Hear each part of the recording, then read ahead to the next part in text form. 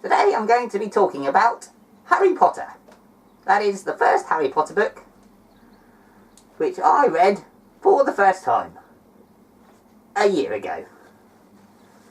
Apologies if you were one of the roughly 10 people who subscribed to me back then, but I've learnt a little bit about human technology since, and I wanted to remake the video because I'm considering reading book 2 of Harry Potter soon. Anyway, before we get on to that, here are my goblinish thoughts on the first Harry Potter book. Here it is. It's called, Harry Potter and the Philosopher's Stone. Or sometimes known as Harry Potter and the Sorcerer's Stone. So it's not much of a spoiler to say that this book follows three main characters in their efforts to keep a really bad guy, to keep him dead. His name is Voldemort. Shh.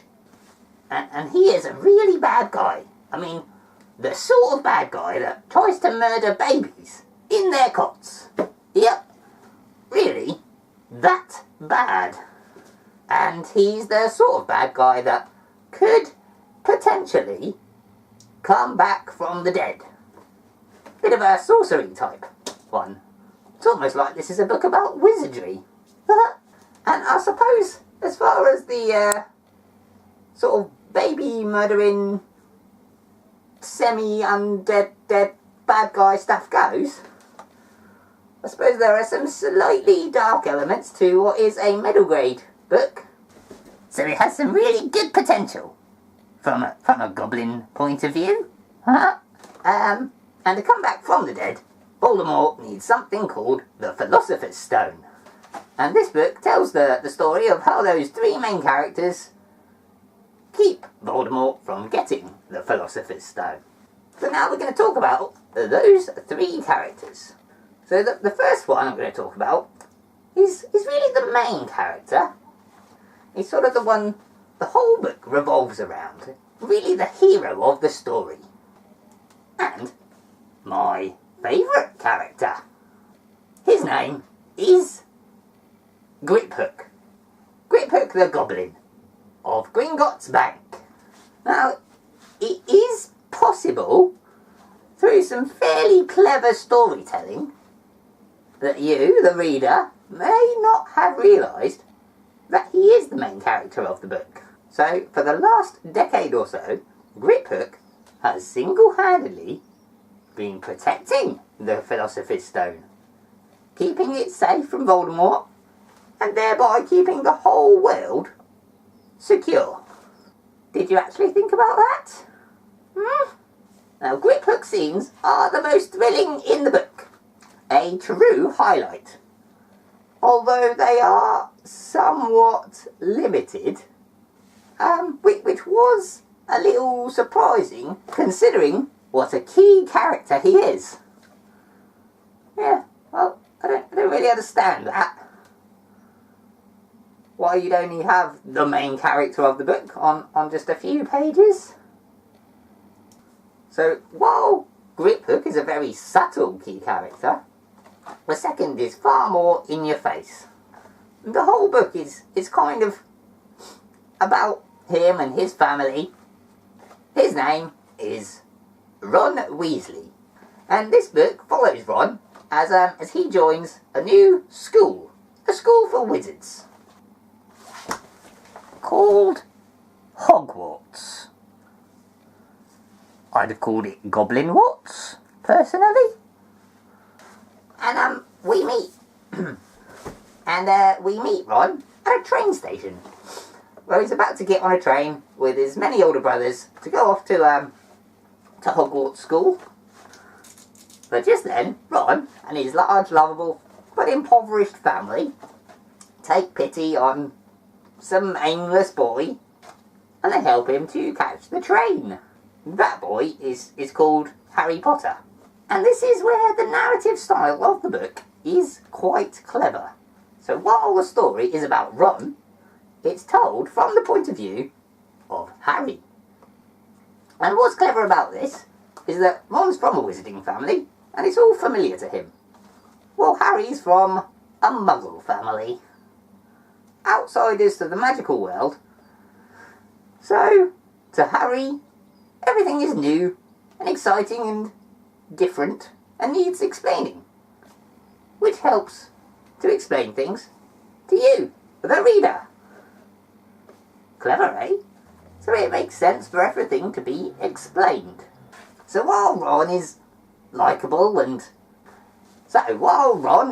humorous and likeable, Harry's a little bit useless. From what I recall of reading the book, I'm not sure if it states explicitly whether Harry successfully performed any spells in his first year at Hogwarts, while our hero Ron is using his new learned magic to do things like knock a huge troll out with his own club. Woohoo! And while Harry is usually dragging Ron around into various scrapes, Ron usually figures out a way to get through those problems. Whether it's saving Harry from a troll, or using his masterful tactical skills to save Harry from a giant life-size chess set, Ron continually impresses. So while Ron's the superior character in most ways, there is one thing that Harry excels at: riding a broomstick. Yeah, a broomstick. You know, like the little old witches do. They're flying on a broomstick. And that makes Harry very good at the wizarding world's main sport, called Quidditch. So I suppose Harry is kind of like a slightly dim-witted jock, sports star type character. But Harry is really quite charming in his innocence. As a secondary character, I do like him. Oh, and speaking of secondary characters, there's also a girl called, Hermione, who's, and she starts off the book as a somewhat annoying nerd-type character, and progresses through the book to become, well, a less annoying nerd-type character. In a good way. Now where was I? Oh, yes. So that's two of the main characters, Quip, Hook and Ron.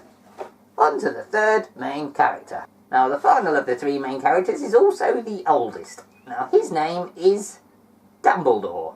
So while Voldemort is the key villain, Dumbledore is his nemesis. Dumbledore's the kind-hearted headmaster of the Hogwarts school, and kind of a leader among the good wizards of the wizarding world. And knowing that Voldemort is seeking the Philosopher's Stone, Dumbledore brings it to Hogwarts and seals it safely behind a clever series of cunning trials, the final of which Voldemort could definitely not overcome. However, the innocent but somewhat foolish Harry Potter sort of interferes with Dumbledore's preparations and muddles his way through those trials. But it does bring us to a key scene, to the much anticipated battle between Dumbledore and Voldemort. And, well, you know what, I won't ruin the end for you. So that covers all the major stuff in the book, but it is worth mentioning a few other things. First, the world this book exists in is a very descriptive and magical one, where the wizarding world exists alongside the mortal world. Hidden but never noticed. Kind of makes me think of the way goblins live alongside you humans, and you don't seem to notice us. Yeah, bit like that. Oh, and I'd particularly like to try some of the magical snacks available to the young wizards. Particularly the every flavour jelly beans. I'm sure at one point in the book, Dumbledore even boasted that he got a bogey flavoured one once. Oh, I was so jealous. I love bogies. Oh, I've often thought of getting into business creating bogey flavoured ice cream. Though I've failed to find any investors so far. So overall, I definitely enjoyed reading this book, and I will be reading the next one, hopefully quite soon. I can only hope that the next book, there is, The Chamber of Secrets. Hopefully it'll take place more in Diagon Alley, and be centred more around Gringotts Bank, where Griphook works. That'd be good. Fingers crossed. So in summary, I very much enjoyed and highly recommend Harry Potter and the Philosopher's Stone. Although the name was a bit concerning. I think a better name would have been Ron Weasley and the Every Flavour Jelly Beans. Or Griphook and the Gringotts Bank. I don't know if you have any other suggestions for titles for the book. Feel free to type away in the comments, just down there. I'd love to hear what you think the book should have been called. Bye.